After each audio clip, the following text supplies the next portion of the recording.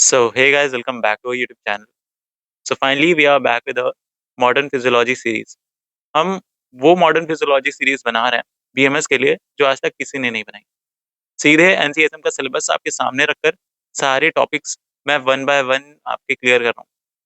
सारी चीजें एक वीडियो में वन शॉट बना रहा हूँ ताकि ऐसा ना हो कि आपको चार जगह वीडियो ढूंढनी पड़े कि हाँ इस चीज की वीडियो इधर है, इस चीज की वीडियो इधर है।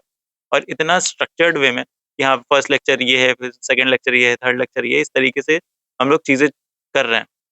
हमारे चैनल की यही चीज शुरुआत से ही रही है कि चाहे कोई भी सब्जेक्ट हो, पहले एक सब्जेक्ट जब तक पूरा नहीं हो जाता हम लोग दूसरा सब्जेक्ट नहीं उठाते हैं। तो हमारा पिछली बार क्रिया शारीर कंप्लीट हुआ था, मतलब जो आयुर्वेद वाला पोर्शन होता है फिजियोलॉजी का, वो हम लोग ने करा था। अब हम लोग ये फिजियोलॉजी मॉडर्न वाले पोर्शन को कर रहे हैं। इसमें हम लोगों ने होम्योस्टेसिस और साथ साथ रेस्पिरेटरी सिस्टम देख लिया था। आज ये हमारी थर्ड वीडियो है सीरीज में। इसमें हम लोग बात करने वाले हैं डाइजेस्टिव सिस्टम की। डाइजेस्टिव सिस्टम की अगर बात करें तो आपके एनसीएसएम सिलेबस में ये एक बड़ा टॉपिक आता है। इससे क्वेश्चंस आने के चांसेस हैं। और देखो, होम्योस्टेसिस बहुत इंपॉर्टेंट है, होम्योस्टेसिस से आ जाता है। बट दिक्कत क्या हो जाती है, लोग होम्योस्टेसिस पढ़ा के आगे बढ़ जाते हैं। उसके अलावा और भी जो चीजें हैं आपके एनसीएसएम सिलेबस में, एसिड बेस बैलेंस और उसके अलावा बहुत सारी चीजें वो नहीं पढ़ाते, वो छूट जाती हैं। तो बाद में जब एग्जाम में आ जाता है तो फिर ये लगता है कि यार ये तो कहीं पढ़ा नहीं था, ये तो कुछ मतलब नहीं है। तो देखो, इसीलिए ये सारी चीजें कवर करना जरूरी है और इसीलिए ये सीरीज लेकर आया हूँ। इसकी बहुत ज्यादा डिमांड आ रही थी, इसलिए आई थिंक कि ये चलो बना ही दिया जाए। तो डाइजेस्टिव सिस्टम में अगर एनसीएसएम सिलेबस की बात करें तो आपके सिलेबस में functional anatomy of gastrointestinal tract है। पहले जीआई ट्रैक्ट का अपना फंक्शनल एनाटॉमी देख लें। फिर उसके बाद किस तरीके से सिक्रीशन होता है और क्या क्या कंपोजिशन होता है डिफरेंट डाइजेस्टिव जूसेस का। तो चलिए इस चीज के बारे में बात करते हैं। बिना किसी देरी के वीडियो स्टार्ट करते हैं। पहला टॉपिक है हमारा द फंक्शनल एनाटॉमी, या फिर इंट्रोडक्शन भी बोल सकते हो, जो कि हमारा पूरा बेस बनाएगा आगे की वीडियो के लिए।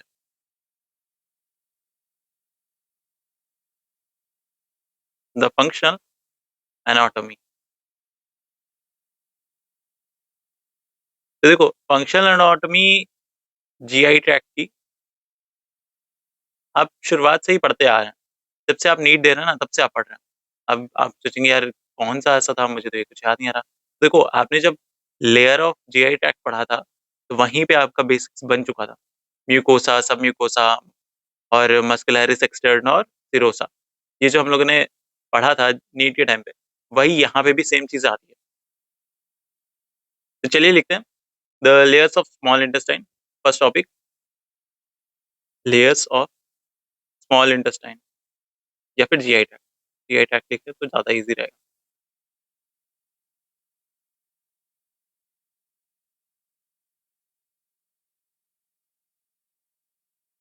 तो जीआई ट्रैक्ट में सबसे पहला आता है म्यूकोसा। जो म्यूकोसा होती है, that is the inner most layer. Inner most layer कहेंगे, ये तो बहुत कॉमन सी बात है, तो हमें पता था। इसमें एपिथेलियम होता है, contain epithelium for absorption slash secretion.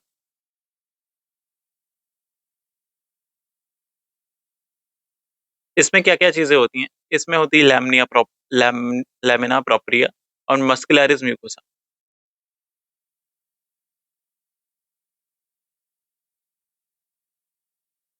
Lamina propria and muscularis mucosa. देखो, जितना आपके काम का होता है उतनी ही चीजें हम बताते हैं। ऐसा नहीं कि बिना मतलब का कुछ भी बताए जा रहे हैं, पूरे पीएचडी करवा दिया। उतना अभी आपके लेवल पे है नहीं। जब होगा तब आप पढ़ लीजिएगा। अभी आपको बीएमएस फर्स्ट ईयर की एग्जाम का सोचना है कि हाँ उसमें एक चीजें जो आने वाली हैं उसको आप किस तरीके से टैकल करेंगे। तो ये म्यूकोसा हो गया, पहला लेयर। दूसरा आता है अपना सब म्यूकोसा। देखो, सब म्यूकोसा होती है वो क्या होता है, उसमें क्या क्या क्या चीजें होती हैं? कंटेन मीजनर्स प्लेक्सस या फिर सब म्यूकोसल प्लेक्सस भी बोलते हैं।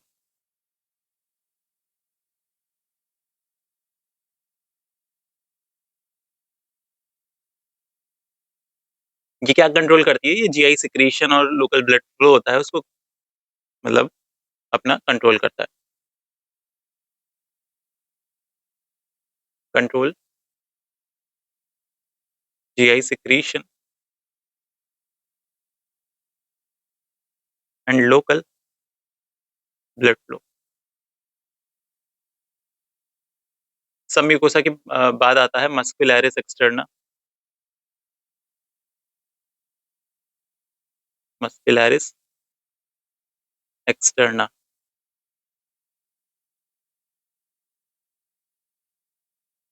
तो muscularis externa is the inner circular and outer longitudinal muscles. इसमें इनर सर्कुलर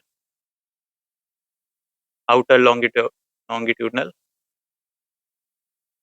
लॉन्गिट्यूडनल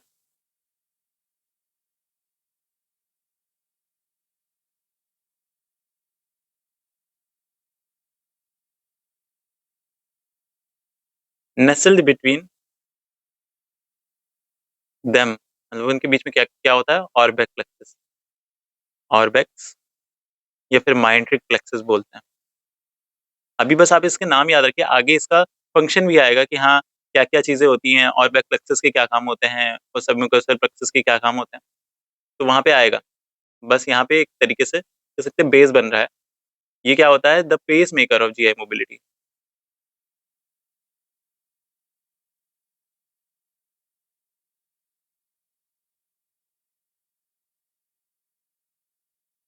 फिर अपना फोर्थ आता है सीरोसा, या कह सकते हैं एडवेंटिशिया।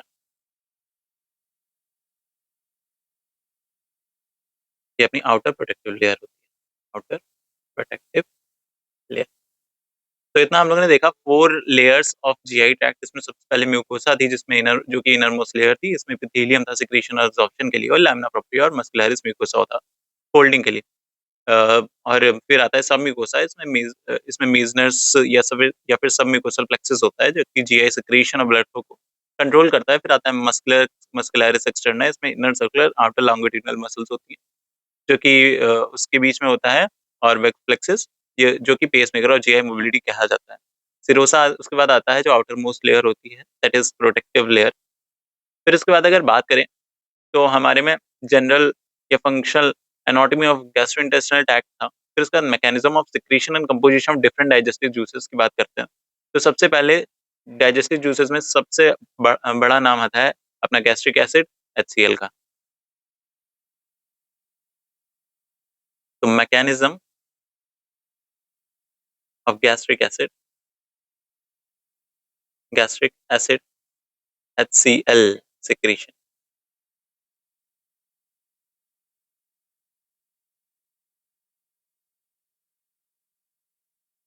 तो देखो, सबसे पहले जो HCl होता है वो कहाँ से सिक्रीट होता है? तो पैराइटल या फिर ऑक्जेंटिक सेल होते हैं, जो कि पावर हाउस ऑफ स्टमक भी कहे जाते हैं। अब देखते हैं कि किस तरीके से प्रोसेस होता है और इससे HCl का सिक्रीशन होता है या फिर HCl बनता है।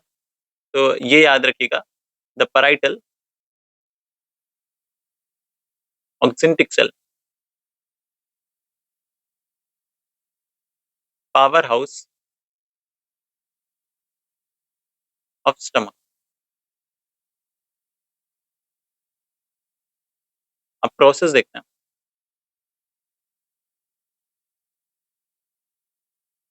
तो सबसे पहला प्रोसेस आता है अपना वाटर और कार्बन डाइऑक्साइड का। ये दोनों मिलते हैं और कंबाइन होते हैं। हम लोग ने पिछले चैप्टर्स में अच्छे तरीके से पढ़ा था कि वाटर और कार्बन डाइऑक्साइड जब कंबाइन होते हैं तो कौन सा एंजाइम होता है दैट इज रिस्पॉन्सिबल, जो कि उनको कंबाइन करने में मदद करता है। तो वो होता है कार्बोनिक एनहाइड्रेज। तो water and carbon dioxide combines inside the cell inside the cell via carbonic anhydrase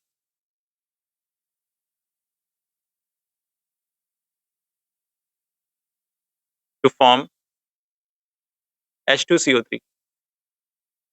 देखो, H2O plus CO2 forms H2CO3 that dissociates to H plus plus HCO3 minus. इसमें कार्बोनिक एनहाइड्रेस एंजाइम है। अब यहाँ पे जो H plus था, H plus क्या हो रहा है, तो दूसरा अपना यहाँ पे स्टेप आता है, second step, the proton pump, the proton pump, H plus K plus ATPase. इसमें क्या होता है, ये जो एपिकल जो ल्यूमिनल मेम्ब्रेन होती है, apical luminal membrane, apical luminal membrane कुछ नहीं है, जो सबसे टॉप की मेम्ब्रेन होती है वो उसकी बात कर रहे हैं। वहां पे क्या होता है कि H प्लस को बाहर नहीं, H प्लस को अंदर की तरफ, स्टमक की तरफ, स्टमक के ल्यूमन में फेंका जाता है इन एक्सचेंज फॉर पोटेशियम। तो इसमें क्या होता है, H plus is actively pumped into the stomach lumen in exchange for K plus. फिर थर्ड आता है अपना, third step, alkaline tide, alkaline tide. अब इसका क्या मतलब होता है, तो देखो जो HCO3 माइनस था, ये बच्चा था ना, HCO3 माइनस अब पम्प्ड बाहर की तरफ कर दिया गया, is pumped out of the basal side into the blood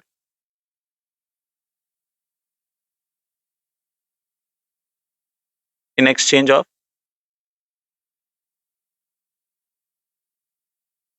Cl minus.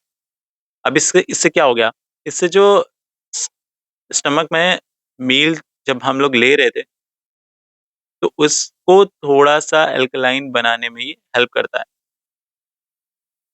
This causes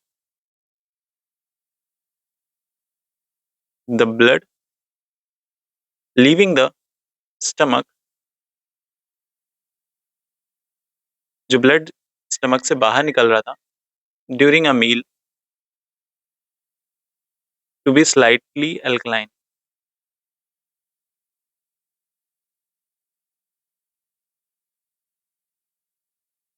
फिर अपना आखिरी स्टेप क्या है, जो Cl माइनस था वो एग्जिट करता है। ये हमारे तो हो गए 3 स्टेप्स, अब फोर्थ स्टेप आता है, Cl माइनस एग्जिट। तो Cl माइनस एग्जिट में जो Cl होता है, Cl माइनस डिफ्यूजेस। अब देखो कोई इसमें पंप नहीं इन्वॉल्व है, एटीपी नहीं लग रहा है, यहाँ पे सिर्फ डिफ्यूज हो रहा है, diffuse through leak channel on the apical membrane. अभी हम लोग जिस देख रहे थे, apical membrane into the lumen, into the lumen to join H plus, join H plus forming HCl, H plus plus Cl minus forms Cl। तो ये चीजें हम लोगों ने देखी कि किस तरीके से HCl का फॉर्मेशन होता है, गैस्ट्रिक एसिड सिक्रीशन का प्रोसेस क्या होता है, मैकेनिज्म क्या होता है। सबसे पहले वाटर और कार्बन डाइऑक्साइड, कार्बनिक एनहाइड्रेस की प्रेजेंस में बाइकार्बोनेट आयन बनाते हैं और हाइड्रोजन आयन बनाते हैं। जो प्रोटॉन होता है, जो हाइड्रोजन आयन होता है, उसको ल्यूमन में फेंक दिया जाता है एक्टिवली, और पोटेशियम होता है उसका एक्सचेंज कर लेते हैं। अल्कलाइन टाइड मतलब जो HCl मतलब HCO3 माइनस था, उसको बाहर की तरफ पंप करा जा रहा है, और इससे क्या हो रहा है, जो ब्लड था वो स्लाइटली अल्कलाइन हो रहा है। फिर जो क्लोरीन था, क्लोरीन डिफ्यूजर्स कर रहा है लीक चैनल से अंदर की तरफ, और स्टमक के अंदर क्या बन गया, HCl बन गया, जब प्रोटॉन से वो रिएक्ट कर रहा है या फिर हाइड्रोजन आयन से रिएक्ट करा। तो ये तो थी चीजें। अब किस तरीके से इसको रेगुलेट करा जाता है, तो रेगुलेशन में 3 चीजें आती हैं इसके, रेगुलेशन,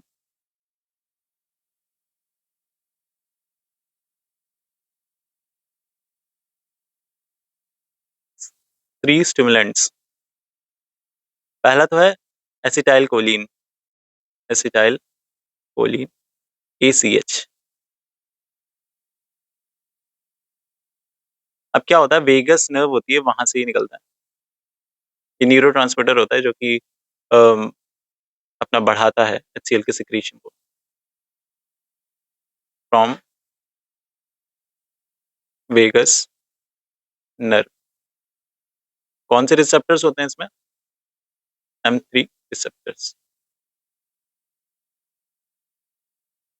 फिर इसके बाद आता है गैस्ट्रिक।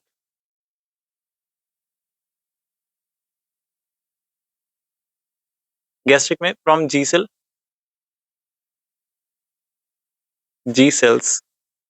CCK2 रिसेप्टर्स होते हैं।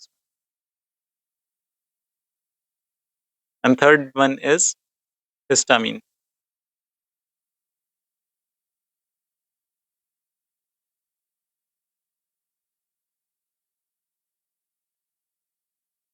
From ECL cells H2 receptors. ये बस याद करने वाली चीजें हैं, इसमें बहुत ज्यादा समझने का नहीं है, बट हाँ ये चीज आपको पता होनी चाहिए कि कौन कौन सी चीजें होती हैं जो कि स्टिमुलेट करती हैं एचसीएल के सिक्रीशन को।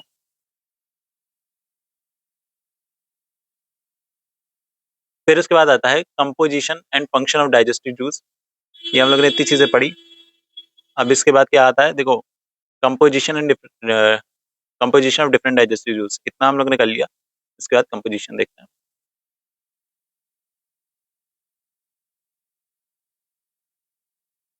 Composition of different digestive juice, इसके साथ साथ हम लोग फंक्शन भी करेंगे। तो यहाँ पे थोड़ा सा कंपोजिशन एंड फंक्शन। अब देखो, सबसे पहले हम लोग ये पता करेंगे कौन सा जूस है। तो यहाँ पे आ जाएगा जूस का नाम। फिर उसके बाद उसका वॉल्यूम क्या है। फिर उसके बाद उसका पीएच क्या होता है, किस पीएच पे काम करता है। फिर की कंपोनेंट,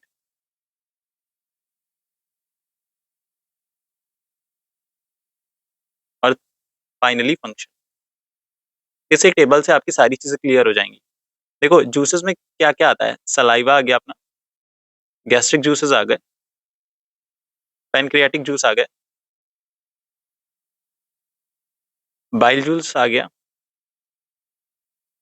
और स्यूकस इंटेरिकस जो इंटेस्टिनल होता है।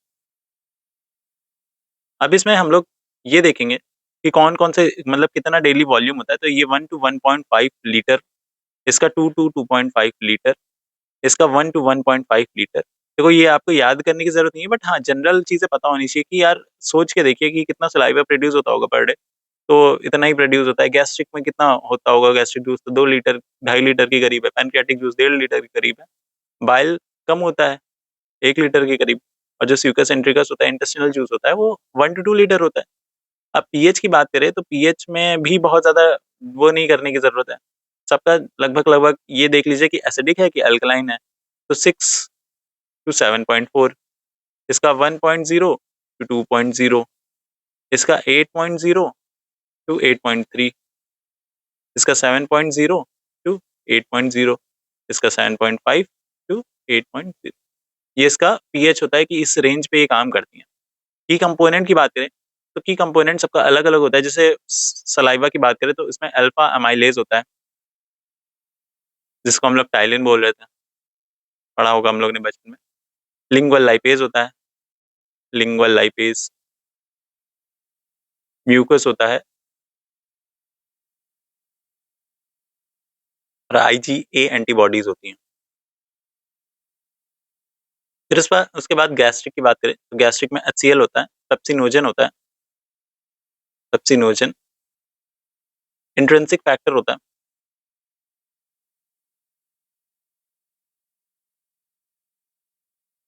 और म्यूकस होता है। फिर उसके बाद पैनक्रियाटिक जूसेस में HCO3 bicarbonate ion, trypsinogen, TRYPSINOGN, trypsinogen, amylase और लाइपेज, माइलेज और लाइपेज। ये इसका कंपोजिशन होता है, इतनी चीज़ें होती हैं। बाइल बाइल जूस में बाइल सॉल्ट्स होंगे, bile salts, bilirubin generally fat के एमल्सिफिकेशन के लिए यूज़ होता है, कोलेस्ट्रॉल कोलेस्ट्रॉल और लेसिथिन। सक्यूस इंट्रिकस में एंटेरो पेप्टाइडेज,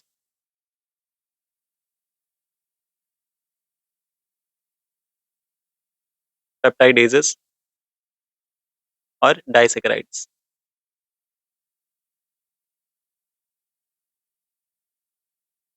फंक्शन की बात करते हैं, तो अब देखो हम लोगों को फंक्शन हमेशा से ही इसके पता है, बट लिखने की जब बारी आती है तो नहीं लिख पाते। क्यों नहीं लिख पाते? कि क्योंकि हम लोगों को सोचना थोड़ा-सा नहीं आता। किस तरीके से सोचते हैं, जैसे सलाइवा है, तो सलाइवा में मेनली कौन-कौन सी चीज़ें होंगी? देखो, सबसे पहले तो ये हमें ये पता होना चाहिए कि सलाइवा होता क्या है? तो सलाइवा में मेनली कौन-कौन सी चीज़ों का डाइजेशन होता है। तो जैसे हम लोग कुछ भी खा लें तो ऐसा तो है नहीं कि मुँह में रखे रहेंगे तो उसका वो पच जाएगा, कुछ नहीं होता ना। तो वो जनरली लुब्रिकेशन के लिए काम करता है और इनिशियल स्टार्च डाइजेशन थोड़ा-सा मतलब स्टार्च का डाइजेशन करवा देता है। तो initial digestion starch digestion, lubrication lubrication और ओरल हाइजीन।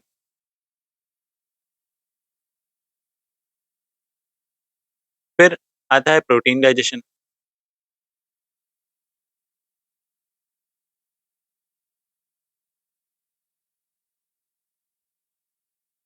गैस्ट्रिक जूस में protein digestion, normally HCL activate pepsin जो होता है, पेप्सिन अपना प्रोटीन को डाइजेशन करवाता है। उसके अलावा बी12 एब्जॉर्प्शन भी होता है। एचसीएल एक्टिवेट पेप्सिन और अपना बी12 एब्जॉर्प्शन इंट्रिंसिक फैक्टर करवाता है अपना, ठीक है? तो ये चीज़ें हो गई। अब पैनक्रियाटिक में आता है, इसमें एसिड जो होता है उसको न्यूट्रलाइज़ करता है। न्यूट्रलाइज़ एसिड, मेजर डाइजेशन होता है।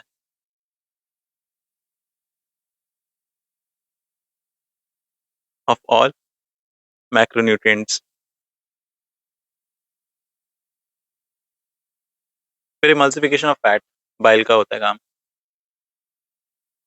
ये सब आपने मतलब लोअर क्लासेस में पढ़ रखा होगा। Emulsification of fats, excretion of bilirubin, excretion bilirubin. फिर इसमें जो होता है सुगर इंट्रिकस में, तो इसमें फाइनल डाइजेशन होता है। इसमें एकदम मोनोमर्स में तोड़ देता है और अपना ब्रश बॉर्डर जो होता है वो डाइजेशन भी बोलते हैं। फाइनल ब्रश बॉर्डर अब्जॉर्प्शन नहीं हो जाता है यहाँ से। Final brush border digestion into monomers. तो ये हम लोगों ने देखा कि composition and function of different digestive juice कैसे होते हैं। हम लोग ने एक चार्ट बना लिया, उसमें ही अपनी सारी चीज़ें कवर हो गई। अब एग्ज़ाम से पहले आप इस चार्ट को पढ़ के चले जाएँगे, तो आपकी चीज़ें बहुत ज़्यादा क्लियर हो जाएँगी। बहुत इसमें कठिन चीज़ नहीं है। देखो, आपको वॉल्यूम तो जनरली सबका पता है कि वॉल्यूम में 1 से 2 ही लीटर होता है, कुछ भी होता है। तो 1 से 2 लीटर ही डाल दिया, अब सलाइवा है, तो 1 से डेढ़ लीटर, गैस्ट्रिक है तो ज़्यादा होगा, स्टमक में पैनक्रियाज़ है तो कम होगा, बाइल है तो और ज़्यादा कम होगा, म्यूकस इंट्रिकस है इंटेस्टाइन में तो ज़्यादा होगा। तो इससे हम लोगों को ये आइडिया लग जाता है। पीएच की बात करें तो पीएच का रेंज वही होता है। अब देखो, गैस्ट्रिक जूस जो होता है वो एसिडिक होता है क्योंकि एचसीएल है, बाकी सब में इसमें देखो अल्कलाइन ही आपको मिल रहा है, यहाँ अल्कलाइन ही है। इसमें थोड़ा-सा एसिडिक आ जाता है सलाइवा में। फिर की कंपोनेंट इसमें जनरली आपने स्मॉलर क्लासेस में पढ़ा होगा, तो इसमें बहुत ज़्यादा देखने की ज़रूरत नहीं और डाइजेशन में भी आपको पता ही है कि क्या-क्या फंक्शन होता है। तो ये इतनी चीज़ें थी। अब किस तरीके से पैनक्रियाटिक और बाइलियरी सिक्रीशन का रेगुलेशन होता है, एक बार वो देख लेते हैं।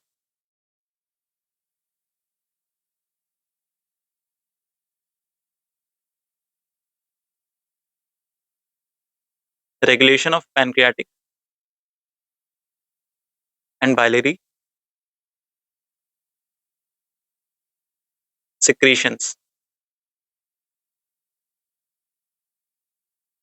देखो, सिक्रीशन 2 तरीके से 2 हार्मोन्स होते हैं, उनकी वजह से अ, होता है, उसकी वजह से रेगुलेट होता है। तो पहला तो अपना आता है सिक्रेटिन और दूसरा आता है सीसीके। हाँ, याद आ गया, याद आ गया। कह रहे होंगे कि हाँ, कुछ तो पढ़ा था इसके बारे में क्रिएटिन और देखो, चीज़ें बहुत ज़्यादा अलग नहीं आती हैं, चीज़ें वही आती हैं लेकिन उनका जो लेवल होता है, उनका जो डीपनेस होती है वो बढ़ जाता है। अब जैसे हम लोगों ने भी पढ़ रखा था कि हाँ, कौन-कौन से होते हैं, लेकिन यहाँ पे अगर बताया गया हेडिंग आई तो हम लोग के दिमाग में ये चीज़ नहीं आई। अगर आई है तो बहुत अच्छी बात है, पढ़ रखा है लेकिन अगर नहीं आई तो कोई बात नहीं। आप देख लीजिए कि हाँ, किस तरीके से चीज़ों को रिकॉल नहीं रिकॉल करेंगे। तो सिक्रीशन ऑफ HCO3 माइनस या फिर सिक्रेटिन।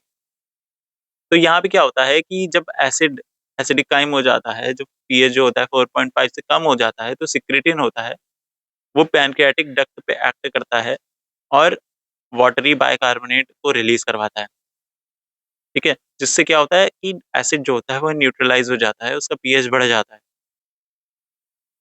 तो बस इतना ही इसका काम होता है, ट्रिगर्ड बाय एसिडिक काइम। जब pH will be less than 4.5 तब सिक्रेटिन निकलता है, सिक्रेटिन और एक्ट करता है acts on pancreatic duct. Pancreatic duct to release watery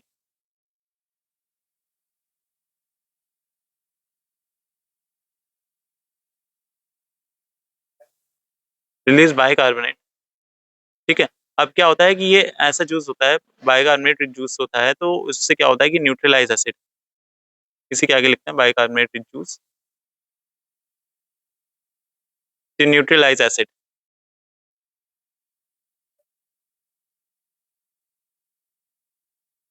अब देखो दूसरा क्या होता है इसमें, पहला तो हम लोग ने देख लिया, अब दूसरा होता है secretion of enzyme CCK, SECRE secretion of enzyme CCK. देखो सीसीके क्या होता है, triggered by fat and protein, triggered by fats and protein. Cholecystokinin, cholecystokinin CCK क्या-क्या काम करवाता है अब ये?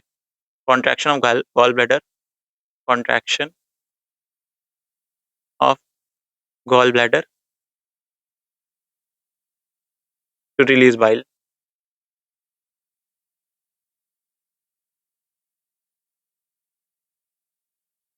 Relaxation of sphincter of ODI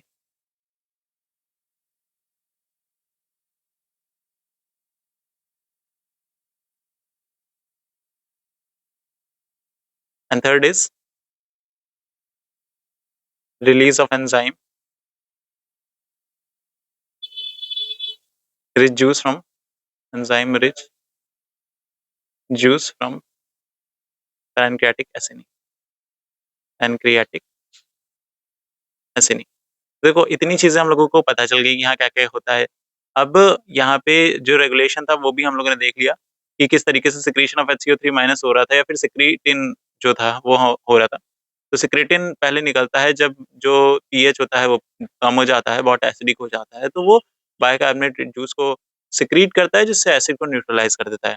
फिर दूसरा है सीसीके, तो सीसीके क्या होता है, फैट्स और प्रोटीन से ट्रिगर होता है जब ज़्यादा होता है, तो सीसीके क्या रिलीज़ होता है और उससे कॉन्ट्रैक्शन ऑफ गॉल ब्लैडर होता है जिससे बाइल जूस रिलीज़ होता है जिससे फैट का एमल्सिफिकेशन हो गया और release of the sphincter of Oddi और release of enzyme rich in pancreatic acini, तो वो प्रोटीन का डाइजेशन कर देती है। तो ये इस तरीके से डाइजेशन को बढ़ाने और घटाने वाली चीज़ हम लोगों को समझ में आ गई। तो इतनी चीज़ें हैं। एक होता है ज़ोलिंजर-एलिसन सिंड्रोम। इसमें क्या होता है कि जो HCl होता है उसका बहुत ज़्यादा मैसिव प्रोडक्शन होने लगता है। क्यों? क्योंकि एक्सेसिव गैस्ट्रिन होता है। गैस्ट्रिन की बढ़ने से HCl का प्रोडक्शन बहुत ज़्यादा बढ़ने लगता है और इससे क्या होता है जो मल्टीपल होता है, मल्टीपल पेप्टिक अल्सर्स हो जाते हैं, जिसको हम लोग कहते हैं कि जो स्टमक में है वो छाले आ गए, तो वो चीज़ हो जाती है। तो इतनी चीज़ें थी। अब हम लोग नेक्स्ट आगे बढ़ेंगे कहाँ थे हम लोग? हम लोगों ने डाइजेस्टिव जूसेस का कंपोज़िशन मैकेनिज्म देख लिया था। अब function of salivary gland, stomach, liver, pancreas, small intestine, large intestine in the process of digestion and absorption. ठीक है, अब इसको देखते हैं। सो लेट्स सी कि क्या क्या चीजें हमारी बाकी हैं, यहाँ पे चल रहे हैं। सलाइवरी ग्लैंड, स्टमक, ठीक है।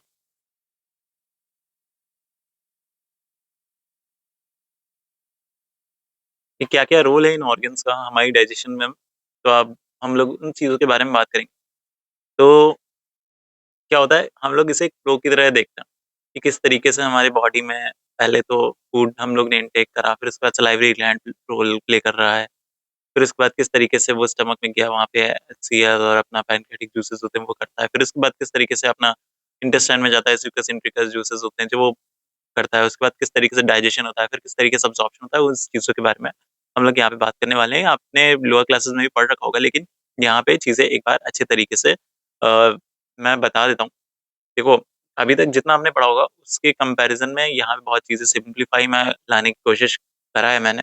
लेट्स सी, देखते हैं, आपको समझ में तो आएगा ही आएगा, वो तो ज़ाहिर सी बात है, वो मैं उसका गारंटी ले सकता हूँ कि समझ में तो आएगी।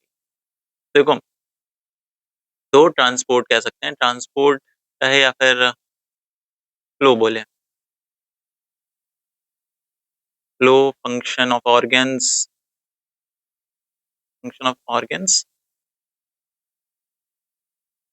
And physiology of digestion, physiology of digestion. ठीक है, तो हम लोग ये देख रहे हैं। तो यहाँ पे सबसे पहला जो अपना आता है वो आता है सलाइवरी ग्लैंड। हम लोग ने फूड इनटेक करा, उसके बाद सलाइवरी ग्लैंड अपना काम करने लगा। सलाइवरी ग्लैंड का क्या काम होता है? इसका होता है mastication to form a bolus, mastication forms a bolus. Digestion का रिएक्शन क्या होता है? देखो, सबसे पहले यहाँ पे स्टार्च जो भी होता है, स्टार्च यहाँ पे क्या होता है, टाइलिन एंजाइम या फिर salivary alpha amylase, salivary alpha amylase. ये क्या बनाता है? Maltose, maltose plus maltotriose plus alpha limit dextrin, ये हमारी थी। फिर इसके बाद एब्जॉर्प्शन कैसे होता है? एब्जॉर्प्शन इसमें बहुत नेग्लिजिबल होता है, एब्जॉर्प्शन नेग्लिजिबल। कुछ कुछ सर्टेन लिपिड सॉल्युबल ड्रग होते हैं, वही यहाँ पे होते हैं, बाकी और ज्यादा कुछ नहीं होता। जैसे सबलिंगुअल नाइट्रोग्लिसरीन जो होता है वो उसका एब्जॉर्प्शन होता है, बाकी नहीं होता। फिर इसके बाद स्टमक की बात करें, दूसरा आता है अपना स्टमक। स्टमक में पहुंचा तो स्टमक में क्या था कि चर्निंग हो रही थी और प्रोपल्शन और रेट्रोपल्शन हो रहा था, जिससे वो काइम बन रहा था। Churning and propulsion, retropulsion to create chyme. फिर इसके बाद क्या था कि कौन कौन सी रिएक्शन होती हैं जो डाइजेशन में मदद करती हैं। तो पहला तो हम लोग कह सकते हैं कि एक्टिवेशन। एक्टिवेशन के लिए कौन सी रिएक्शन होती है? ये जो पेप्सिनोजन होता है, पेप्सिनोजन वो HCl के साथ मिलता है एंड फॉर्म्स पेप्सिन। दूसरा होता है प्रोटीन ब्रेकडाउन।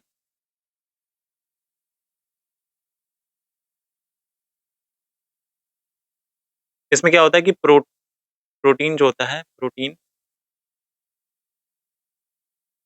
पेप्सिन, तो यहाँ पे प्रोटीएसेस, प्रोटीएसेस प्लस पेप्टोन्स बनता है। तीसरा होता है फैट ब्रेकडाउन।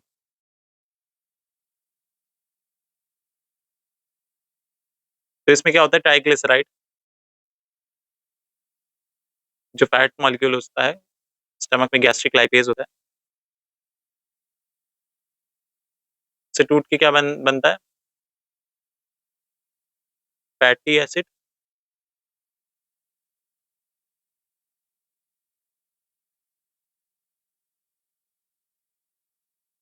Plus diglyceride.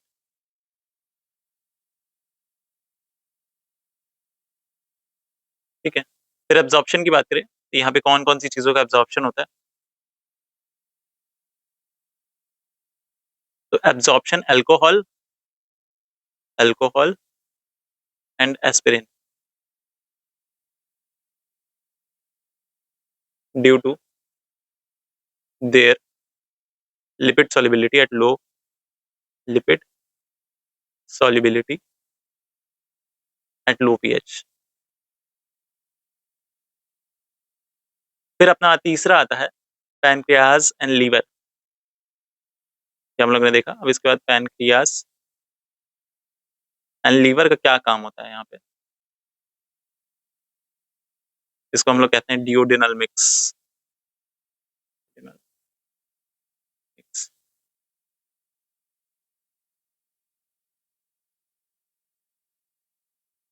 जो लीवर होता है वो बाइल बनाता है, इमल्सिफिकेशन ऑफ फैट के लिए जो मदद करता है। और पैनक्रियाज होता है तो वो पैनक्रियाटिक जूसेस बनाता है। इसमें किस तरीके से डाइजेशन होता है? देखो, liver provide bile for emulsification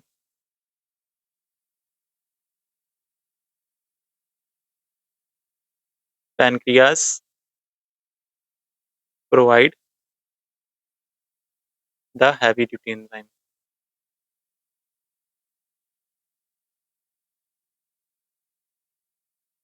देखो, डाइजेशन की बात करें तो कौन किस तरीके से डाइजेशन होता है? सबसे पहले कार्ब्स का डाइजेशन होता है, कार्ब्स कार्बोहाइड्रेट का डाइजेशन होता है। इसमें जो स्टार्च होता है pancreatic pancreatic amylase disaccharide.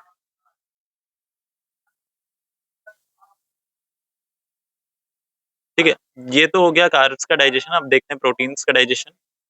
Proteins, तो प्रोटीन्स का डाइजेशन कह सकते हैं कि एक कैस्केड प्रोसेस होता है, the cascade process.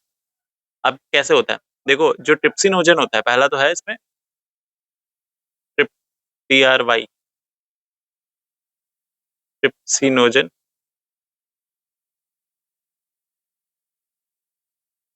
Entero peptidase trypsin बनाता है। फिर उसके बाद दूसरा आता है कि काइमोट्रिप्सिन, काइमो TRYPSIN ट्रिप्सिन। ट्रिप्सिन की मदद से, यहाँ पे ट्रिप्सिन है, ट्रिप्सिन जा रहा है, ट्रिप्सिन की मदद से तो ये बन रहा है काइमोट्रिप्सिन। सिनोजन था ये, TRYPSI ट्रिप्सिन। फिर कह सकते हैं कि प्रो कार्बोक्सी पेप्टाइडेज फिर ट्रिप्सिन की मदद से TRYPSI ट्रिप्सिन से बना रहा है carboxy peptidase, carboxy carboxy peptidase peptidase. फिर तीसरा आता है फैट, फैट्स, या फिर कह सकते हैं emulsification plus hydrolysis.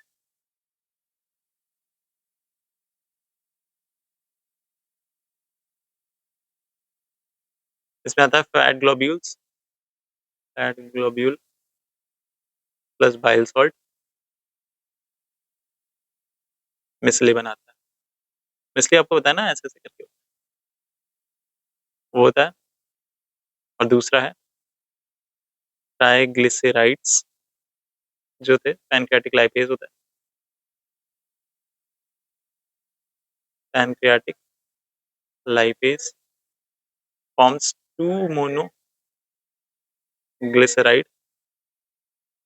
Plus two fatty acids.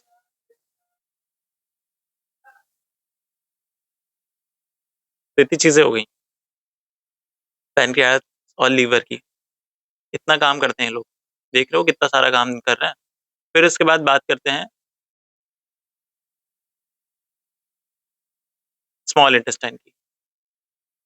Fourth is small intestine.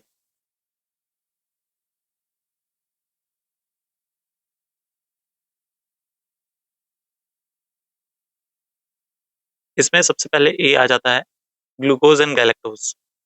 Glucose and galactose.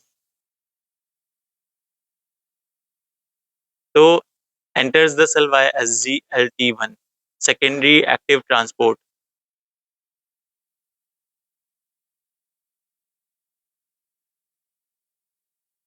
ये इस किसके अंदर आता है, रुको, इसको इस तरीके से देखना है कि कार्बोहाइड्रेट, कार्बोहाइड्रेट एब्जॉर्प्शन जो हो रहा था वो कहाँ तक पहुंचा था। कार्बोहाइड्रेट एब्जॉर्प्शन, उसके अंदर देख लो ये ग्लूकोज और गैलेक्टोज आता है, glucose and galactose.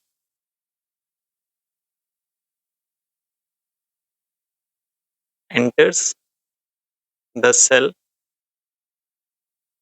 via SGLT1। इसका फुल फॉर्म क्या है, secondary active transport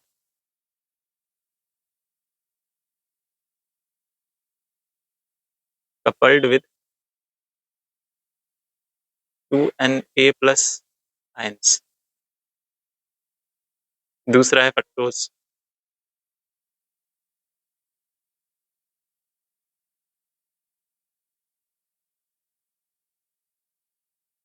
enters via GLUT5 facilitated diffusion, facilitated diffusion, फिर एग्जिट कर जाता है, एग्जिट टू ब्लड, एब्जॉर्प्शन हो रहा है, ठीक है। ऑल थ्री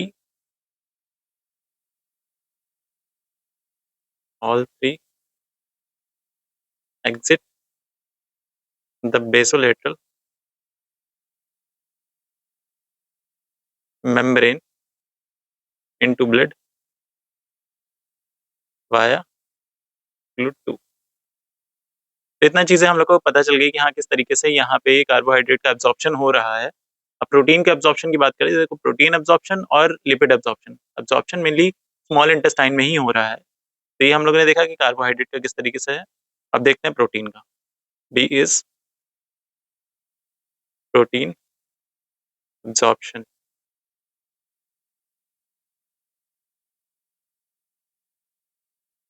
इसमें सबसे पहला है amino acid.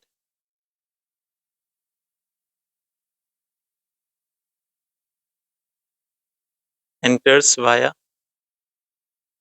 Na+ dependent amino acid transporter।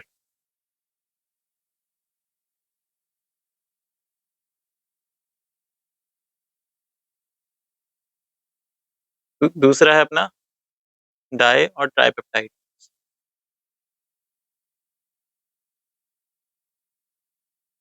ये कैसे एंटर कर रहे हैं, एंटर्स वाया पेप्टी1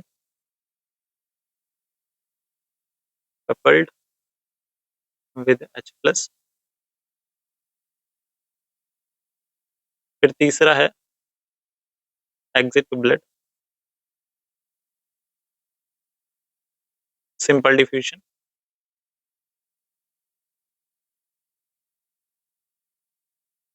और स्पेशलाइज्ड कैरियर्स। तो एक बार देख लेते हैं फिर से कि किस तरीके से स्मॉल इंटेस्टाइन में एब्जॉर्प्शन हो रहा था। तो देखो सबसे पहले था कार्बोहाइड्रेट एब्जॉर्प्शन। इसमें ग्लूकोज और गैलेक्टोज का हम लोग एब्जॉर्प्शन देख रहे थे। तो वो कैसे हो रहा था कि सेल्स में जा रहा था थ्रू SGLT1। ये जो होता है एक तरीके का ट्रांसपोर्ट सिस्टम होता है जिससे जो ग्लूकोज और गैलेक्टोज होता है ये सेल्स के अंदर जाता है और एटीपी का प्रोडक्शन करता है। उसके बाद फ्रक्टोज की बात करें तो इसका क्या होता है, GLUT5 होता है। और ब्लड में ऑल थ्री एग्जिट्स बेसोलैटरल मेम्ब्रेन, इसमें GL2 GLUT2 रिसेप्टर्स होता है जो ट्रांसपोर्टर होता है। प्रोटीन एब्जॉर्प्शन की बात करें तो इसमें अमाइनो एसिड की बात करते हैं तो amino acid enters via Na+ dependent amino acid transporters di और ट्राइपेप्टाइडेज का ये पेप्टी1 की उससे जाता है और एग्जिट टू ब्लड में सिंपल डिफ्यूजन और स्पेशलाइज कैरियर्स होते हैं, उसके थ्रू यहाँ पे प्रोटीन का एब्जॉर्प्शन होता है। फिर बात करते हैं लिपिड एब्जॉर्प्शन की। ये चीज आपके लिए नहीं आ रही होगी क्योंकि यहाँ पे नाम है ट्रांसपोर्टर्स के, तो वो याद रखना है। एब्जॉर्प्शन, इसको द काइलोमाइक्रोन माइक्रोन पाथ बोलते हैं। इसमें क्या होता है कि सबसे पहले एंट्री हो रही है, एंट्री फैटी एसिड और monoglyceride, fatty acid and monoglyceride diffuses from micellary into the enterocyte। दूसरा है रीएस्टरिफिकेशन,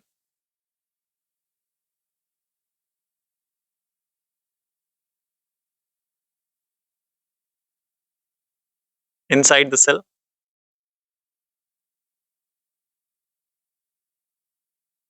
endoplasmic reticulum,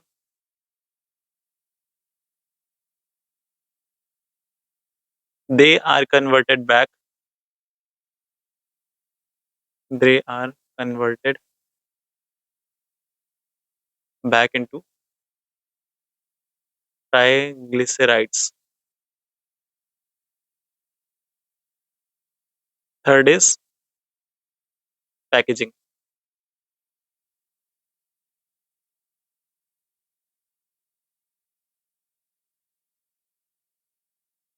they are packaged with cholesterol and B48 proteins to form chylomicron proteins, form chylomicron। फिर fourth आता है exit.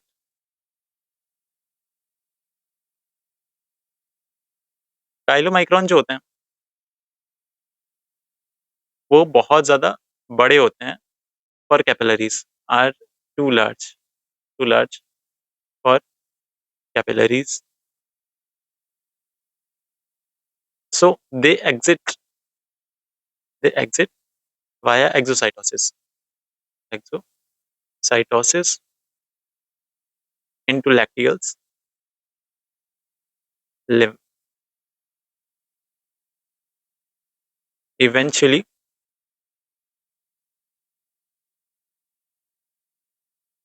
reaching the blood via thoracic duct। तो इतनी चीज़ें हम लोगों ने देखी कि किस तरीके से कार्बोहाइड्रेट एब्जॉर्प्शन होता है, किस तरीके से प्रोटीन एब्जॉर्प्शन होता है, किस तरीके से लिपिड एब्जॉर्प्शन होता है।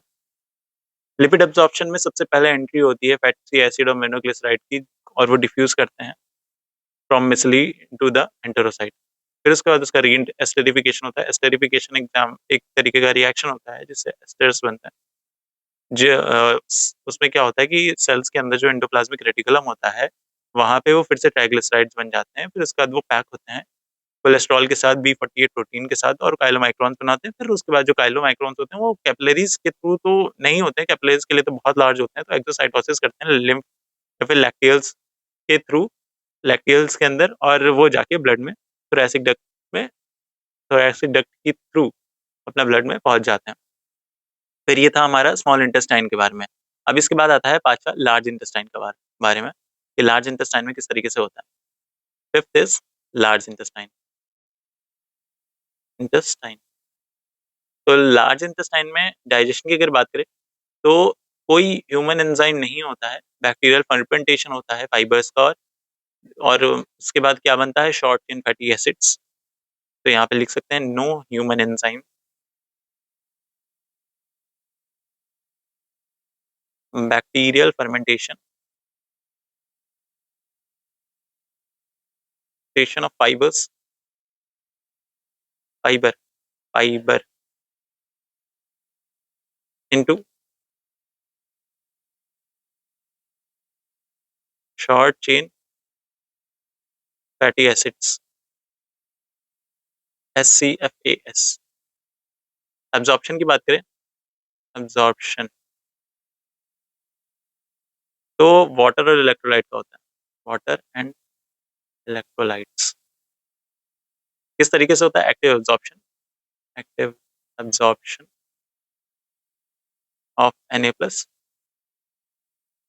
कौन से चैनल्स के through? Via ENAC channels,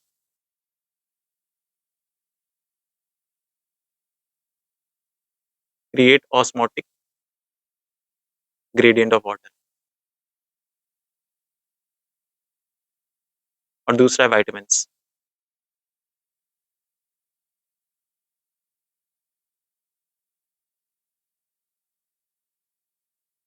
absorption of vitamin के,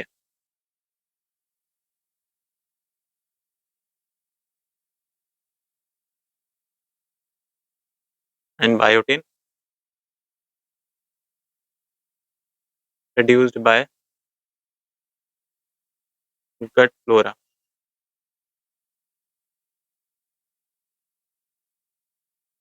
ठीक है, तो ये चीजें हम लोगों ने देखी कि किस तरीके से वाटर और विटामिन्स का यहाँ पे एब्जॉर्प्शन होता है।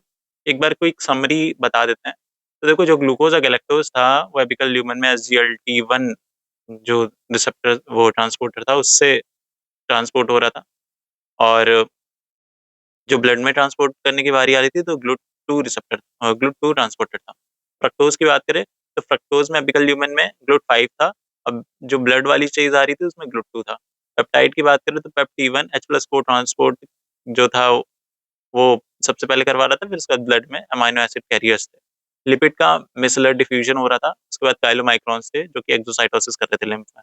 तो इतनी चीजें हम लोगों ने देखी। ये वाला पार्ट इंपॉर्टेंट है, तो एक बार अ, देख लीजिएगा फिर से।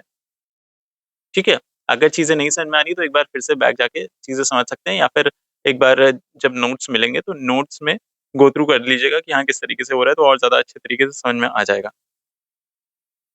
ठीक है, तो यहाँ पे हम लोगों ने देखा कि किस तरीके से डाइजेशन और ये सारी चीजें होती हैं। अब इसके बाद मूवमेंट ऑफ गट देखते हैं कि कैसे होता है, और एंटेरिक नर्वस सिस्टम का क्या रोल होता है डाइजेशन और मेटाबॉलिज्म में, जो कि प्रोटीन्स का, फैट्स का और कार्बोहाइड्रेट्स का। नहीं, एंट्रिक नर्वस सिस्टम अलग है यहाँ पे, और डाइजेशन एंड मेटाबॉलिज्म ये देखो, ये हम लोग ने देख लिया, digestion, metabolism, protein, fat and carbohydrate. तो ये वाला पार्ट हमारा हो गया है। हमारा क्या बचा है? एंट्रिक नर्वस सिस्टम कैसे काम करता है, मूवमेंट ऑफ गट, और यहाँ पे जो वाइटामिन और मिनरल्स वाला था। तो बहुत कम बाकी है, मेनली चीजें हम लोग ने कर लिया है। वाइटामिन और मिनरल्स का कोई बहुत ज्यादा रोल होता नहीं, वो आप बचपन से पढ़ते आ रहे हैं, वो एक चार्ट में दे दूंगा, उससे आप लोग एक बार पढ़ लीजिएगा। तो अब हम लोग पढ़ेंगे मोमेंट्स, मोमेंट ऑफ गट, है ना। तो लेट्स सी डिग्लूटिनेशन और movement of gut.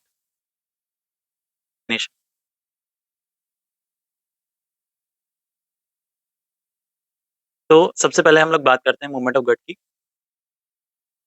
Movement of gut, इसमें सबसे पहले आ रहा है डिग्लूटिनेशन।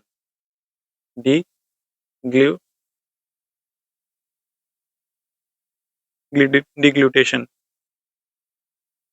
जिसको हम लोग सॉलोइंग भी बोलते हैं, सॉलोइंग ऑफ फूड। अब देखो, इसमें कैसे होता है कि एक प्रोसेस होता है of moving food from the mouth to the stomach. ये 3 स्टेजेस में डिवाइड होता है, और इसको लिख लेते हैं, process of moving food from the mouth to the stomach.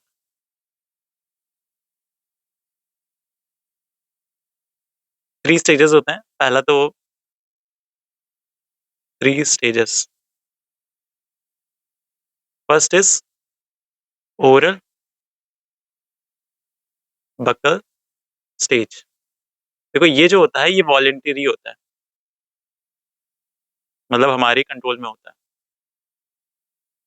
क्या होता है इसमें कि टंग ऊपर की तरफ मूव करती है, बैकवर्ड की तरफ मूव करती है अगेंस्ट द हार्ड पैलेट। उससे क्या होता है कि जो बोलस होता है, जो फूड होता है च्यूड, वो फेरिंग्स में जाता है, और ये एक वॉलंटरी फेज होती है, सिर्फ अकेली यही वॉलंटरी होती है, बाकी नहीं होती। और ये कौन कंट्रोल करता है? Cerebral cortex. तो इतनी चीजें हम लोग लिखते हैं। Action, tongue moves upward and backward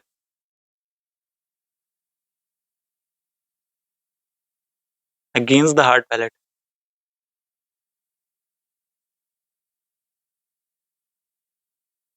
Result, this pushes this pushes the bolus chewed food, तो वो तो पता ही है बोलस को, into the pharynx.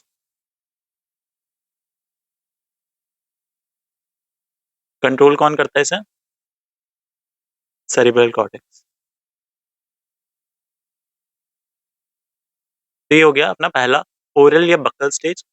दूसरा अपना आता है फेरेंजियल स्टेज. स्टेज ये इनवॉलेंट्री होता है, इनवॉलेंटरी एंड ऑल्सो रिफ्लेक्स. तो इसमें क्या होता है, जब बोलस एपिथेलियम को टच करता है, जो कि जहाँ पे स्वॉलोइंग रिसेप्टर्स होते हैं, तो ये एक सिग्नल ट्रेवल करता है via cranial nerve 5 and 9 to the swallowing centre in the medulla. ठीक है. Once bolus touches the epithelial swallowing receptor,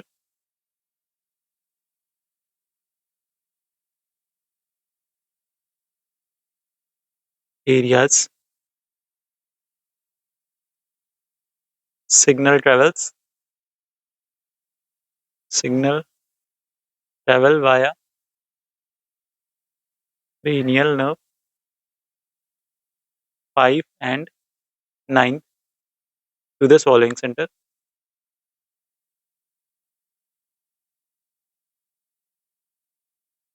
in the medulla.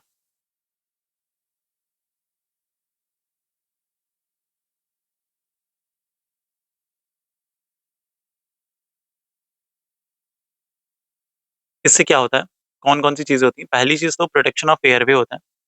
ये एग्ज़ाम के लिए बहुत इंपॉर्टेंट आता है कि किस तरीके से प्रोटेक्शन ऑफ एयरवे होता है. तो जो सॉफ्ट पैलेट होती है, वो ऊपर की तरफ अ, जाती है, ऊपर की तरफ खिंच जाती है, नेज़ोफेरिंक्स को क्लोज़ करती है और प्रिवेंट करती है फूड को from entering into the nose. Protection of airway.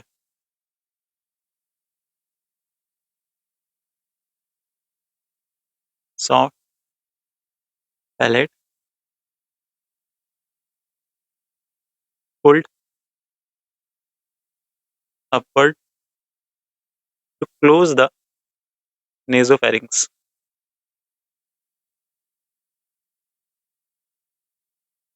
Prevent the food from entering the nose. दूसरा है कि पैलेटोफेरेंजियल फोल्ड्स होते हैं, जो कि मीडियली पुल्ड होते हैं और एक सैजिटल स्लिट बनाते हैं. ठीक है? जिससे सिर्फ च्यूड फूड ही जो होता है वही पास हो सकता है. और तीसरा है वोकल कॉर्ड, वो भी बंद हो जाते हैं, जिससे लैरिंक्स मूव इसमें क्या होता है कि लैरिंक्स होता है वो अपवर्ड और फॉरवर्ड की तरफ मूव करता है, वोकल कॉर्ड बन जाता है. डिग्लुटेशन के समय पे हम लोग बात नहीं कर सकते ना. एपिग्लॉटिस होता है वो भी पीछे की तरफ बैकवर्ड की तरफ स्विंग होता है ओवर द लैरिंजियल ओपनिंग और फूड को ट्रैकिया में जाने से रोकता है. ठीक है.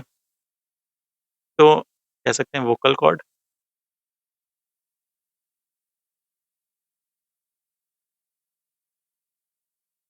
लैरिंग्स moves upward and forward. Epiglottis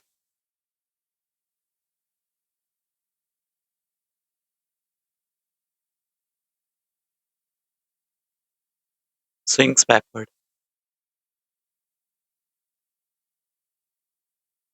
over the laryngeal opening.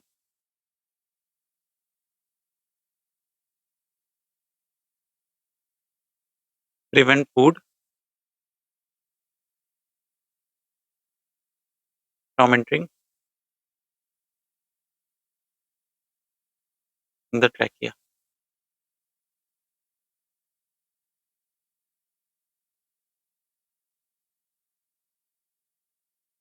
तब किस तरीके से इसका मूवमेंट हो पा रहा था वो देख लेते हैं. मूवमेंट इसमें क्या होता है, जो अपर इसोफेजियल स्फिंक्टर रिफ्लेक्सेस होते हैं और जो फेरेंजियल मसल होते हैं वो कॉन्ट्रैक्ट करते हैं और पुश करते हैं बोलस को इसोफेगस में। तो लिख लेते हैं यहाँ पे, the upper oesophageal sphincter reflexes relaxes relax करता है और pharyngeal pharyngeal muscle contract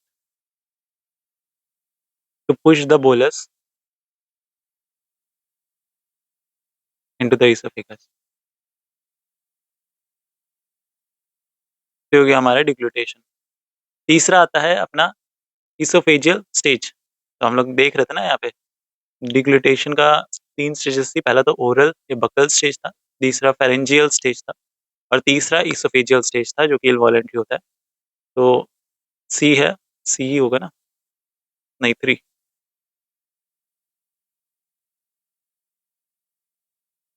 oesophageal stage involuntary. देखो इसमें पहला है primary peristalsis.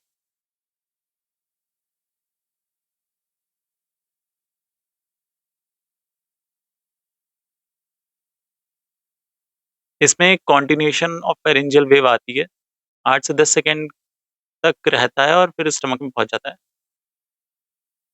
A continuation of the pharyngeal wave,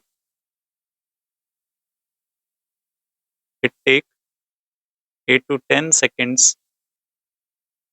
to reach the stomach। दूसरा है सेकेंडरी, दूसरा है secondary peristalsis.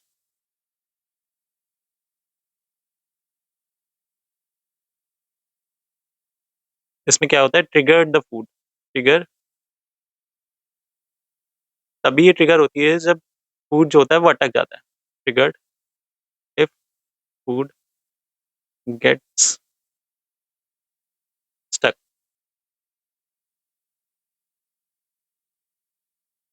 Distension of oesophagus stimulate enteric nervous system to initiate a new wave to clear bolus। तो ये था हमारा डिग्लूटेशन। अब इसके बाद बात करते हैं पेरिस्टाल्सिस की। तो देखो डिग्लूटेशन के मैं आपको चीज़ें समझ में आ गई होंगी। एक बार फिर से बता देता हूँ कि 3 स्टेजेस होती हैं इसमें। इसमें क्या होता है कि process of moving food from the mouth to the stomach. इसमें सबसे पहला आता है बक्कल स्टेज, इसमें वॉलंटरी होता है, हम लोग खुद से वॉलंटरीली खाने को निगलते हैं, उसको हम लोग कह रहे हैं बक्कल स्टेज। इसमें क्या होता है कि टंग पीछे की तरफ जाता है, बैकवर्ड की तरफ जाता है हार्ड पैलेट के, और इससे क्या होता है कि फूड जो होता है वो बोलस में चला जाता है, फेरिंग्स में चला जाता है। कंट्रोल की बात करें तो ये सेरेब्रल कॉर्टेक्स को कंट्रोल करता है। सेकंड आता है pharyngeal state, that is involuntary reflex होता है, जिसमें इसमें क्या होता है कि जब जो बोलस होता है वो एपिथेलियम को एपिथेलियल स्वॉलोइंग रिसेप्टर एरिया को टच करता है, रीच करता है, तो एक सिग्नल होता है वो ट्रेवल करता है via cranial nerve fifth and ninth to the swallowing centres into the medulla. Swallowing centre कहाँ होते हैं, मेडुला में होते हैं। Protection of airway, soft palate pulled upward and close to the nasopharynx prevent the food from entering into the nose। vocal cord भी, इसमें क्या होता है, larynx move upward and forward बन जाता है। epiglottis swings backward over the laryngeal opening, ये prevent करता है food को from entering into the trachea। movement की बात करें तो the upper esophageal sphincter relax कर जाते हैं, pharyngeal muscle contract करते हैं और इससे क्या होता है, bolus esophagus में चला जाता है। अब esophagus में जाने के बाद प्राइमरी पेरिस्टाल्सिस होते हैं। इसमें एक कॉन्टिन्यूअस वेव आती है जो कि 8 से 10 सेकंड तक रहती है। 8 से 10 सेकंड में स्टमक तक पहुंच जाती है। और सेकेंडरी पेरिस्टाल्सिस होती है अगर ये तभी ट्रिगर होती है जब फूड स्टक हो जाता है। तो इतनी चीजें हम लोग ने देखी। और distension of oesophagus stimulate ENS centric nervous system की वो फिर से एक नई वेव बनाए जिससे जो फंसा हुआ बोलस है वो क्लियर हो पाए। फिर उसके बाद बात करते हैं पेरिस्टाल्सिस की। सेकेंड पेरिस्टाल्सिस,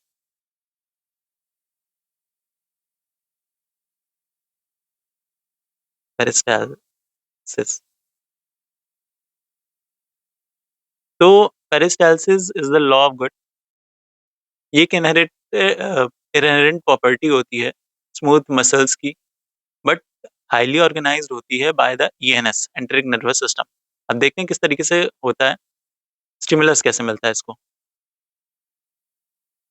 देखो, जब जो गट वॉल होती है वो स्ट्रेच होती है, तब ये स्टिमुलेट होती है।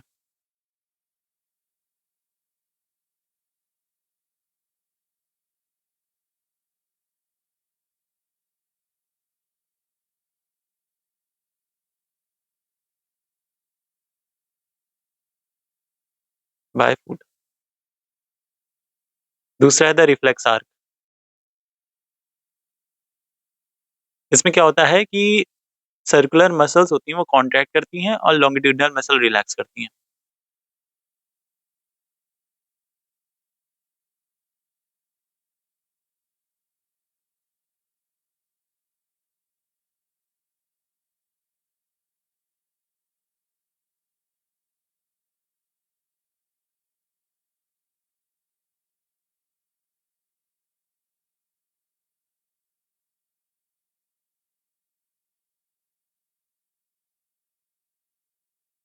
ये तो बिहाइंड द बोलस हो गया। इन फ्रंट ऑफ बोलस देखो इस तरीके से चल रहा है ना, इस तरीके से। बोलस अगर ये है तो अगर इधर को जा रहा है तो बिहाइंड द बोलस हो गया, और ये आगे की तरफ हो गया। ठीक है, तो ये था behind the bolus. Behind the bolus, इसको हम लोग ये भी कह सकते हैं प्रोपल्सिव सेगमेंट होता है ये। फिर दूसरा है फ्रंट ऑफ बोलस में क्या होता है कि circular muscle circular muscle relax करती हैं एंड लॉन्गिट्यूडनल मसल कॉन्ट्रैक्ट करती हैं।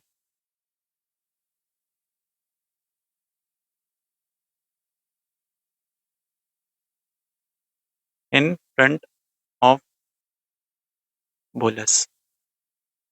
बैटरी भी दिक्कत देने लगती है, इतना लंबा हो जाता है ना। जैसे कोई भी वीडियो बनाओ तो एक कॉन्टिन्यूअस स्पीड में उसे चलाना पड़ता है कि हाँ ये वाली चीज़ आ गई, फिर ये वाली चीज़ आ गई, फिर ये वाली चीज़ आ गई। इस तरीके से जब क्लियर करना पड़ता है, और साथ-साथ अपना दिमाग भी चलता रहता है कि आगे क्या लिखवाएँगे, कैसे लिख करेंगे और कैसे समझाएँगे। तो वह सारी जब चीज़ें चलती रहती हैं और साथ-साथ मतलब एक तरीके से रिकॉर्डिंग भी चल रही है, तो कोई भी ब्रेक नहीं मिल रहा होता, या फिर कोई भी इधर-उधर की बातें नहीं करता हूँ जस्ट बिकॉज़ आप बिना मतलब के डिस्ट्रैक्ट ना हो जाएँ, या फिर आपको क्या कह सकते हैं वीडियो बिना मतलब की बड़ी ना हो जाए फालतू की बातों से। देखो बातें जब करनी होती हैं हम लोग करते हैं जब वीडियो के एंड में, वीडियो के स्टार्ट में, तो वहाँ पे सही लगता है। बट जैसे पढ़ाई कर रहे हैं उसके बीच-बीच में बिना मतलब की बातें बोलने लगते हैं, तो उससे थोड़ी-सी वीडियो भी लंबी होती है और आप भी कहते हैं यार पढ़ाओ ना, आगे आगे क्या है वो चीज़ बताओ, बिना मतलब का भी हमारे पास टाइम कम है। तो वो वाली चीज़ें भी देखनी पड़ती हैं। इस वज़ह से कंटीन्यूअस जो वो बना रहता है उसकी वज़ह से थोड़ा-सा इंसान थक भी जाता है कि हाँ, इस तरीके से हो रहा है, इस तरीके से हो रहा है, बताते-बताते। बट कोई ना, यही सारी मेहनत है जो हमें बाकी क्रिएटर्स हैं उनसे अलग बनाती है, बाकी एजुकेटर्स से अलग बनाती है कि हाँ, जो भी चीज़ें हैं हमारा जो मेन फ़ोकस है उससे नहीं भटकना है, बाकी जो चीज़ें चलती हैं वो चलती रहने दीजिए। देखो मेरे लिए क्या आसान होता है, 10-10 मिनट की वीडियोज़ बना देना, बहुत ईज़िली एक टॉपिक उठाया उसका वीडियो बनाया 10 मिनट का डाल दिया। फिर एक टॉपिक उठाया 10 मिनट की वीडियो डाल डाल दिया। इससे क्या होता है कि बहुत ज़्यादा शायद मतलब बहुत व्यूज़ भी आते हैं उसमें, ऐसा नहीं है कि व्यूज़ नहीं आते, व्यूज़ आते हैं, चीज़ें आती हैं।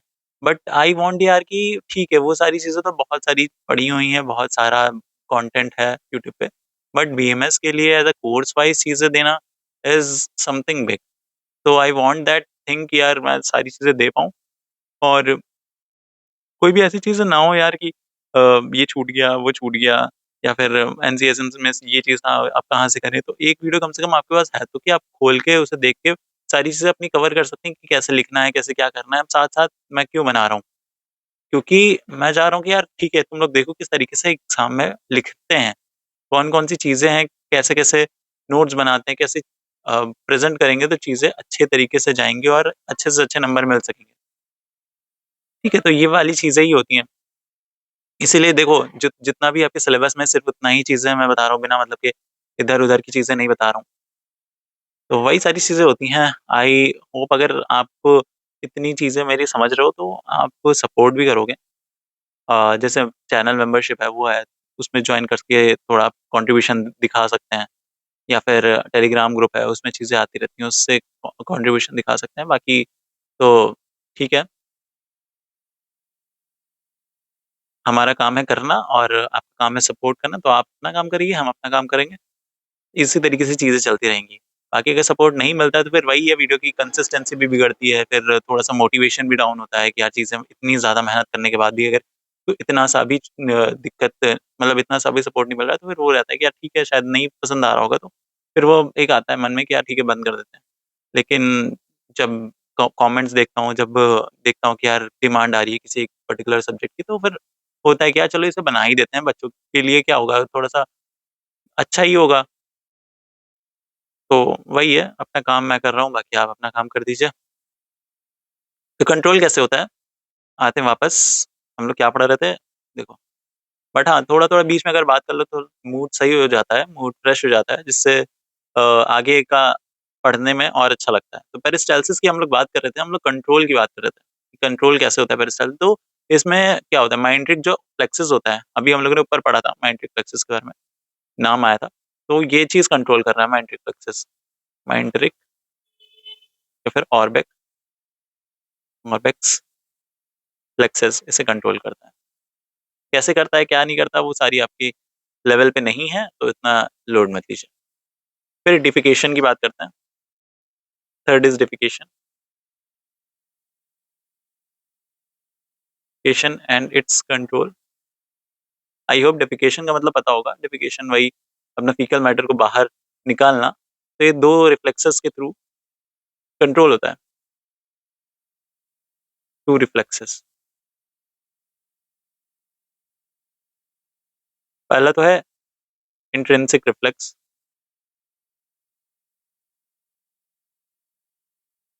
देखो, ये पूरा ईएनएस से रेगुलेट होता है। ठीक है, जब क्या होता है, व्हेन पीसेस रेक्टम में एंटर करता है, एंटर्स द रेक्टम। हम लोग ने ये चीज़ एनल कैनाल और वो सारी चीज़ें एनाटॉमी में भी पढ़ रखी थी। वहाँ पे जब भी जाके आप देखेंगे तो चीज़ें और ज़्यादा रिलेट होगी। रेक्टम डिस्टेंशन होता है जब रेक्टम में, तो डिस्टेंशन सेंड सिग्नल्स, सिग्नल भेजते हैं आगे। कहाँ से? Through myenteric plexus. Plexus to initiate peristalsis. Initiate peristalsis in the descending sigmoid colon. इससे क्या होता है, this weakly relaxes the internal anal sphincter, जो कि स्मूथ होता है। स्मूथ मतलब पता है ना आपको क्या होता है? एनाटॉमी में बहुत बार पढ़ा रखा है। मस्कुलर सिस्टम में भी स्मूथ मसल्स होते हैं जो हमारे इनवॉलंटरी मसल्स होते हैं, जिसको हम लोग कंट्रोल नहीं कर सकते। स्मूथ और स्ट्राइटेड होते हैं ना, इनवॉलंटरी और वॉलंटरी। ये स्मूथ मसल होता है, स्मूथ मसल। फिर दूसरा आता है अपना, second is parasympathetic reflex. Parasympathetic sympathetic reflex. इसमें क्या होता है, रिक्वायर्ड फॉर इफेक्टिव डिफिकेशन।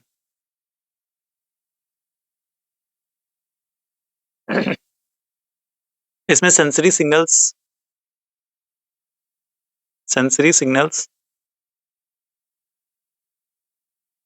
जाते हैं स्पाइनल सैक्रल कॉर्ड को, to the sacral cord. S2, S3, S4। Parasympathetic parasympathetic signal return करते हैं, signal returns via pelvic nerve, nerves. इससे क्या होता है? This converts the weak intrinsic reflex into a powerful mass movement.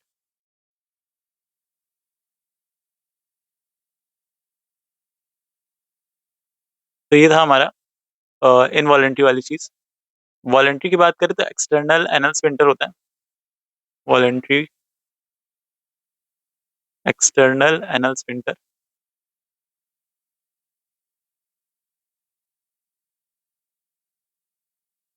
इसमें क्या होता है कि जो स्केलेटल मसल्स होती हैं उसमें पेडेंटल नर्व होती है जो कि सोमैटिक कंट्रोल में मदद करती है, तो वहां से वॉलेंटरी जो होता है वो कॉन्ट्रैक्ट करता है और डिफिकेशन को डिले करता है। तो जब भी ऐसा होता है कि हाँ डिफिकेशन का हो रहा है, तो ये वॉलेंटरी एक्सटर्नल एनल स्फिंक्टर खुल जाता है, तो डिफिकेशन होता है।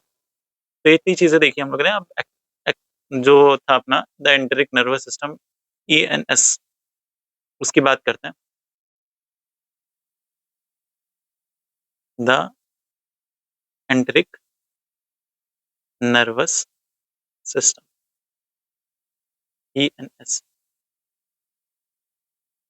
इसको हम लोग ब्रेन ऑफ गॉड भी कहते हैं। Brain of God. इसमें अराउंड 100 मिलियन न्यूरॉन्स होते हैं। दो प्लेक्सेस होते हैं इसमें।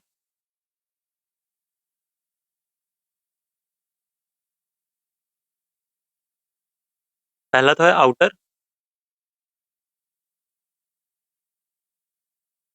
इसका नाम होता है myenteric Auerbach's plexus. Location between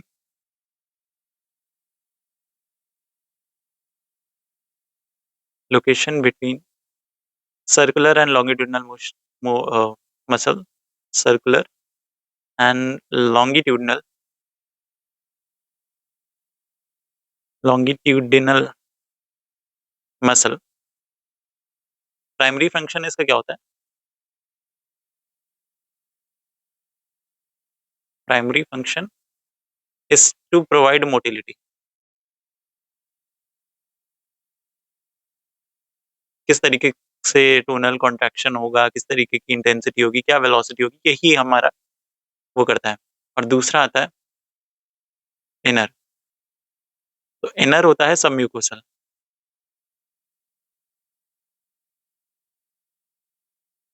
मीजनर्स within the submucosal layer.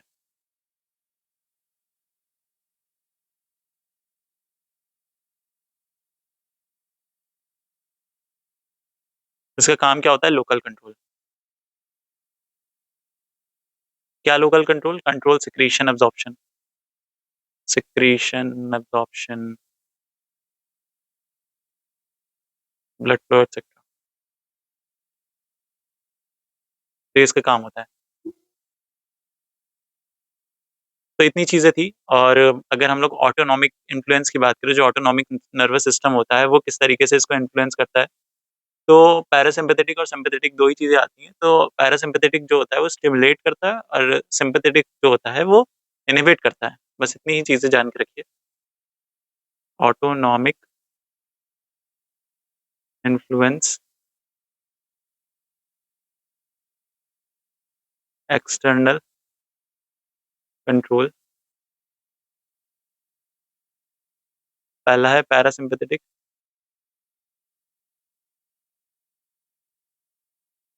और दूसरा है सिम्पैथेटिक स्टिमुलेटरी, और ये है इनहिबिटरी। देखो इसमें भी और चीजें होती हैं, जैसे पैरासिम्पैथेटिक में कौन कौन सी नर्व्स होती हैं, तो वो भी यहाँ पे बात करते हैं। तो पैरासिम्पैथेटिक में via, vagus and pelvic nerve. और जो ये होता है sympathetic, via T5 to L2 segment. इसमें norepinephrine secrete, norepinephrine that inhibit gut movement, gut gut smooth muscle and ENS।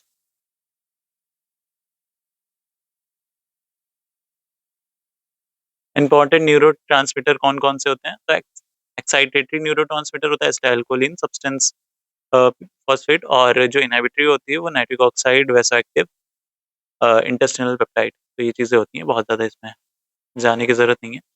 तो बस इतना पता होना चाहिए कि डिग्लूटिनेशन का लेवल होता है, पहले इनवॉलंटरी होता है, फिर दूसरा रिफ्लेक्स, और तीसरा एंट्रिक नर्वस सिस्टम। पेरिस्टालसिस में इनवॉलंटरी होता है या फिर एंट्रिक नर्वस सिस्टम में होता है। डिफिकेशन में रिफ्लेक्स और वॉलंटरी होता है। और ईएनएस जो होता है एंट्रिक नर्वस सिस्टम, उसका लेवल ऑफ कंट्रोल होता है ऑटोनॉमिक के थ्रू। तो ये सारी चीज़ें थी, और जो चीज़ें थी ऊपर हम लोग ने बात कर ली।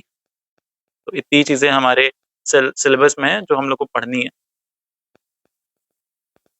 तो यहाँ पे हम लोगों ने एंट्रिक नर्वस सिस्टम देख लिया। एंट्रिक नर्वस सिस्टम के बाद डाइजेशन, मेटाबॉलिज्म, प्रोटीन, कार्बोहाइड्रेट भी हम लोग ने अभी ऊपर ही देखा था। और अब बस ये हमारा विटामिन्स और मिनरल्स और बाकी विटामिन्स और मिनरल्स का source, daily requirement, function, manifestation, hyper vitaminosis के बारे में बात करेंगे। तो इसका बहुत ज़्यादा रोल नहीं है, क्योंकि आप बचपन से ही पढ़ते आ रहे हैं। इसमें हम लोग बस चार्ट देखेंगे कि चार्ट कौन-कौन सा है, और एक चार्ट को आप एक बार रीड कर लीजिएगा, उतना ही आपके लिए सफिशिएंट। तो यहाँ पे एसेंशियल विटामिन्स और एसेंशियल मिनरल्स का ये चार्ट ले आया हूँ मैं। बाकी इससे आप एक बार देख सकते हैं, पढ़ सकते हैं। कोई चीज़ ना समझ में आए तो कमेंट सेक्शन में लिख सकते हैं। इसमें कुछ नहीं है, बस normally vitamin A, B one, B two, B complex जो होता है, और सी, डी, ई के जो मेन अपने विटामिन्स होते हैं, जो अपने मिनरल्स होते हैं, उनके बारे में बात करी गई है यहाँ पे। कौन-कौन सी चीज़ें कितनी अमाउंट में होना चाहिए, कितना दिक्कतें, मतलब क्या-क्या चीज़ें हैं, वो सारी चीज़ों के बारे में। और देखो, थोड़ा बहुत दिक्कतें हो सकती हैं, बाकी एक बार आप इस चार्ट को अपनी बुक से, स्टैंडर्ड बुक्स जो है आपकी, उससे चेक कर लीजिएगा। इस चार्ट पे मत रिलाई करिएगा। बाकी कोई अगर चीज़ ना समझ में आती हो, तो आप बेझिझक पूछ सकते हैं कमेंट सेक्शन में। And this is all about this chapter. बहुत ज़्यादा इसमें मैंने बताने की ज़रूरत नहीं समझी, क्योंकि विटामिन्स, मिनरल्स हमेशा से पढ़ते आ रहे हैं। एक बार बुक खोल के देख लीजिए, तो उसमें चीज़ें मिल जाएँगी। So this is all about this video. बाकी कोई चीज़ ना समझ में आई हो, कोई ऐसी चीज़ हो जो लगता हो कि यार ये चीज़ और सही हो सकती है, कुछ इम्प्रूवमेंट, कोई सजेशन, एप्रिशिएशन, या फिर कोई दिक्कत है, तो वो भी बता सकते हैं। और हर हर एक चीज़ को मैं देखूँगा, हर एक कमेंट को मैं देखता हूँ, मैं रिप्लाई करता हूँ। तो आप उसमें जाके अपनी बातें लिख सकते हैं। बाकी टेलीग्राम ग्रुप है, वहाँ पे जाके अपनी चीज़ें बोल सकते हैं। और इसी तरीके से सपोर्ट करते रहिए। मेंबरशिप है, मेंबरशिप ले लीजिए। बाकी मिलते हैं आपसे नेक्स्ट वीडियो में। तब तक के लिए पढ़ाई करते रहिए, मज़े करते रहिए। टाटा, बाय-बाय।